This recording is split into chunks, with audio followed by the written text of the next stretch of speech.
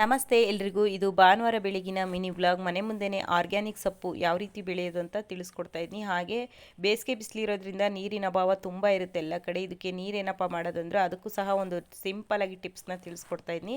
ಇಲ್ಲಿ ನೋಡಿ, ನಾವು ಬೆಳಗ್ಗೆನೇ ಮಣ್ಣು ತಂದು ಪಾಟುಗಳಿಗೆಲ್ಲ ಮಣ್ಣು ತುಂಬಿದ್ವಿ. ಮಣ್ಣು ತುಂಬಿದಾದ್ಮೇಲೆ ಈಗ ಸೊಪ್ಪಿನ ಬೀಜನ ಹಾಕ್ತಾ ಇದ್ವಿ. ಸೊಪ್ಪಿನ ಬೀಜ ಹಾಕ್ಬೇಕಾದ್ರೆ ತುಂಬ ನಾವು ಯೋಚನೆ ಮಾಡಿ ಸೊಪ್ಪಿನ ಬೀಜನ ಹಾಕಬೇಕಾಗುತ್ತೆ.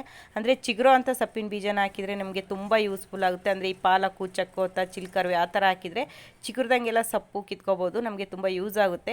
ಈ ಮೆಂತ್ಯ ಮತ್ತು ಧನ್ಯ ಆ ಥರ ಹಾಕ್ಬಿಟ್ರೆ ನಾವು ಪದೇ ಪದೇ ಬೀಜಗಳನ್ನ ಹಾಕೋಕ್ಕಾಗಲ್ಲ, ಕಷ್ಟ ಆಗುತ್ತೆ. ಹಂಗಾಗಿ ಚಿಗುರೋ ಅಂಥ ಬೀಜಗಳನ್ನ ಹಾಕ್ಬಿಟ್ಟು ನಾವು ಸೊಪ್ಪನ್ನ ಆರಾಮಾಗಿ ಬೆಳ್ಕೊಬೋದು. ಇಲ್ಲಿ ನಾವು ಚಕ್ಕೋತ, ಪಾಲಕು ಹಾಕಿದ್ದೀವಿ ಮತ್ತು ಚಿಲ್ಕರ್ವೆ ಹಾಕ್ಬಿಟ್ಟು ನೀರನ್ನ ಹಾಕಿ, ಈಗ ಬೇಸಿಗೆ ಬಿಸಿಲಿರೋದ್ರಿಂದ ಸೊಪ್ಪು ತುಂಬ ಕಡಿಮೆ ಬಿಸಿಲಿಗೆ ಬರೋದು. ಹಂಗಾಗಿ ನಾವು ಒಂದು ಹಲ್ಗೆ ಸಹ ಅದಕ್ಕೆ ನೆರಳು ಮಾಡಿ ಇಟ್ಟಿದ್ವಿ. ಇದಕ್ಕೆ ನೀರು ಯಾವ ರೀತಿ ಹಾಕೋದಪ್ಪ, ಬೇಸಿಗೆಯಲ್ಲಿ ನೀರೇ ಇರೋಲ್ಲ ಅಂತಂದರೆ ಈಗ ಮನೆಯಲ್ಲಿ 2 ಸಲ ಅನ್ನ ಮಾಡ್ತೀವಿ. ಆ ಅಕ್ಕಿ ನೀರನ್ನ ಹಾಕೋದ್ರಿಂದ ಸೊಪ್ಪು ತುಂಬ ಚೆನ್ನಾಗಿ ಬರುತ್ತೆ. ಮತ್ತು ಸೊಪ್ಪು ತರಕಾರಿ ತೊಳೆದಿರೋದನ್ನ ಸಿಂಕಲ್ಲೇ ಚೆಲ್ಲೋ ಬದಲು ಪಾಟುಗಳಿಗೆ ಹಾಕ್ಬೋದು. ಹಾಗೆ ಮನೆ ಒರೆಸಿರೋ ನೀರು ಅದನ್ನೆಲ್ಲ ಹಾಕೋದ್ರಿಂದ ನಮಗೆ ಸೊಪ್ಪು ಬೆಳ್ಕೊಳ್ಳೋಕ್ಕೆ ತುಂಬ ಈಸಿ ಆಗುತ್ತೆ. ನಮ್ಮ ಮನೆ ಹತ್ರನೂ ನಲ್ಲಿದೆ ಹೊರಗಡೆ, ನಾವು ಅದೊಂದು ಡ್ರಾಪನ್ನು ತೊಗೊಳ್ಳಲ್ಲ. ಈ ಥರ ನಾವು ಅಕ್ಕಿ ತೊಳೆದಿರೋದು, ಸೊಪ್ಪು ತರಕಾರಿ ತೊಳೆದಿರೋದು, ಹಾಗೆ ಮನೆ ಒರೆಸಿರೋ ನೀರನ್ನ ಹಾಕಿ ನಾವು ಆರ್ಗ್ಯಾನಿಕ್ ಸೊಪ್ಪು ಮನೆಯಲ್ಲೇ ಬೆಳ್ಕೊಳ್ತೀವಿ.